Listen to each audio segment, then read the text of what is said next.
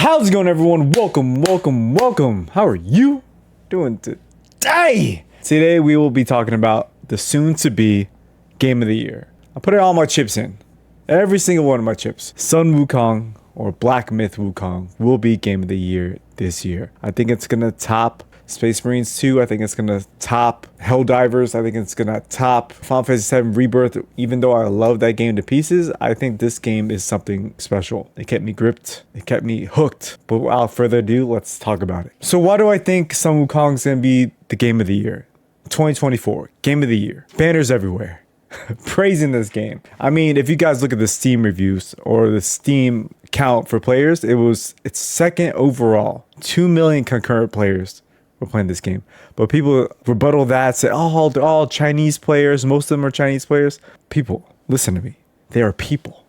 These people are interested in this game. A bunch of people from the West are loving this game too. So silence that noise. But let's talk about the nitty-gritty and why I love this game so much and why I believe it's going to be game of the year in 2024. Story. This story of this game, I did not expect the story to be so amazing in this game. And this is the main part which just truly gripped me in this game. I wish like Elden Ring or Dark Souls lore or storytelling was so in your face, because I know Elden Ring and like Demon Souls and those games are like the story isn't so much in your face. I think the closest they got to was Sekiro, was more in your face storytelling. The other ones are more cryptic and behind the scenes storytelling, and you got to go to talk to certain NPCs for them to like really embellish the story for you. You have to go out your way to find it. This story was in your face and it wasn't too intrusive. It felt natural. It was inviting. It was gripping. You know, you're like, dang. So this is my journey to the West. It was amazing story. And after every single chapter, there was a cutscene. Different variations of art styles was simply amazing. It brought me back to like the late 90s, early 2000s, like cutscenes that are added into games. It's just like telling a story like Love, Death, and Robots. Like that kind of style. Because every single animation, every single story visually was different. But telling like the same story as you progress through these chapters. It was chef's kiss, amazing, and I loved every single part of it. And I was like, dang, this game is something. When I saw those, like how the cutscenes after every single chapter were different, I was like, this game is special. And the animations and storytelling in them gripped me for sure. And those chapters and those cutscenes really like did the alley-oop for you, gave you a good understanding of what was going to happen and just to know how the story is progressing for you at that certain time. Storytelling at its finest, especially towards the end in chapter 6, the culmination all comes together. And I believe there are different endings in this game. I don't think I got the best one. I got to go back, and I thought I found a lot of stuff, but looking back at this game and like the journals, I'm like, dang, I missed a lot. How is that possible? I probably missed like 15% of things I have to do. So I want to go back and do some of those things, like refine bosses, refine NPCs to talk to, do their quests and stuff like that, because this game is just that fun. And there's a new game plus system in this game where you could just keep all your gear and just fight harder bosses. Like I said, there's a new game plus mode, so you could, all the things that you earned through your previous gameplay, you could bring it into your new game plus. So you become a little bit stronger. You can level up more abilities in this game. That was story, which is something that I had to talk about first because it was something that caught me completely off guard. I didn't think this game was going to have an in-depth story like it did, and it did, and blew me away. Next, the Golden Child. Gameplay. Gameplay is a must in a game like this, and it hit it out the park. Easily hit it out the park. There is a progression system that you could go with. You could choose your certain style of stance to play with. So you and your buddy could have a completely different play style from one another because you could choose from 3 different stances. There's spells, so you and your buddy could choose different spells, and you can mix and match and stuff like that. So I believe that it's a level of success in the industry when you're able to like choose different things.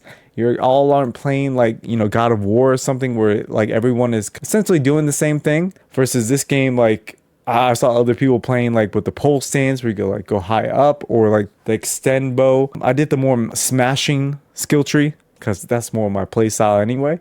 But I would love to explore more of them, and I think that's why New Game Plus is good for that. Gameplay, as you guys can see, visually it looks amazing. It's weighty. It feels like the hits matter. Animations are pristine. It's something that out the gate, it just came and just like blew me away. You don't see this much in like games like this. A game that was ambitious and came right. It hit it out of the park with animations, the feel, the movement, the acrobatics, all of it. All this came together, and all the different play styles you could do.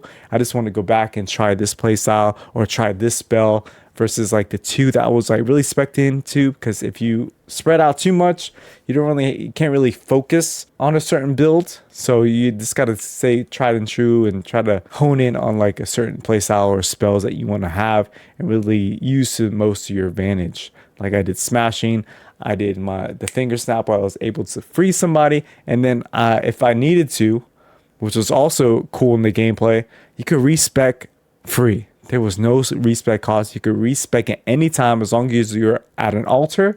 You could respec anytime completely free. You could respec all your points if you want to, completely free.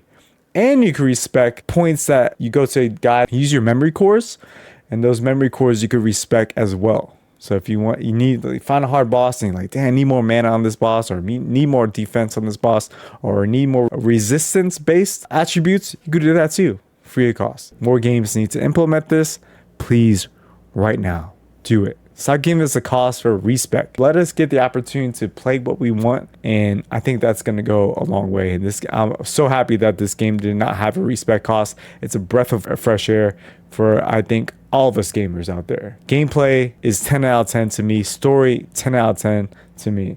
What's next? Graphics. The whole setting, the whole like Chinese lore of this game. Let's have more of that. Let's have more variety. Let's have this medieval stuff. Getting kind of old because most games have that medieval feel. Like you're a knight, you're a wizard or something like that. This game, you're Sun Wukong. Well, not Sun Wukong, like the descendant of one. I think that's a good mix, a good variety to the whole style of gameplay, the single player gameplay. You're a monkey and you have a bow and you're wrecking stuff. I love that. And in this amazing world that they built. 10 out of 10. Like I said, graphics, simply amazing. Last thing I want to add is the fun of this game is addictive. It keeps you wanting for more and more. The boss fights are crazy. It's a boss rush game, so you just get all these different styles of bosses that never feel the same. Every boss has a unique feel and like attack pattern that other bosses do, and there's like freaking like close to your like 100 bosses in this game. So you get 100 unique bosses in this game, and so much to explore too. Many different, like I said, I didn't explore everything. I thought I explored everything in these zones, but apparently I missed things because I probably missed around 15% of the game, and that's a lot in this game that has 6 chapters. Some of these chapters are pretty long and there's a lot of areas in them. So bosses, amazing. Gameplay, amazing. And the end battle was freaking amazing. It was one of my harder bosses, but like just giving you the ability to like respec and to use certain abilities really like opens things up, so you're not really locked into a set. Like if you got to pivot, if you got to call an audible to make something happen for you, do it. And this game just holds your hand and says, yes, you can do this. And say nope, you got to find a precious item and you have to respec that way, and it's going to cost you a bunch of souls.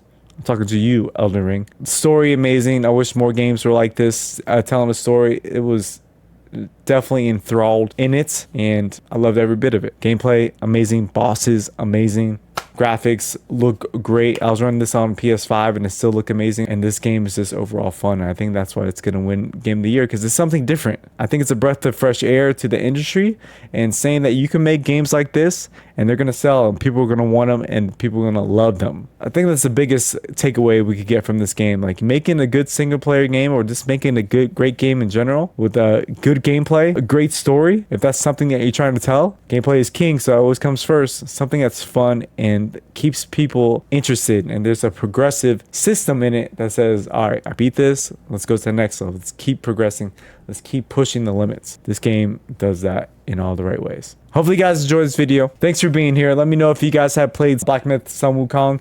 What are your thoughts? I give it a 10 out of 10. I'm telling everyone who's interested in playing this game, 10 out of 10. Game of the year. It's gonna win. I 100% know that it's gonna win game of the year easily. So let me know what you guys think. If it's gonna win game of the year for you, if you guys are interested or on the fence of buying this game, do it. If you're waiting for a sale, that's completely fine. Wait for a sale on this game and you're just gonna have a blast along the way of this game. Enjoy the exploration, especially after chapter 1. There's way more to explore.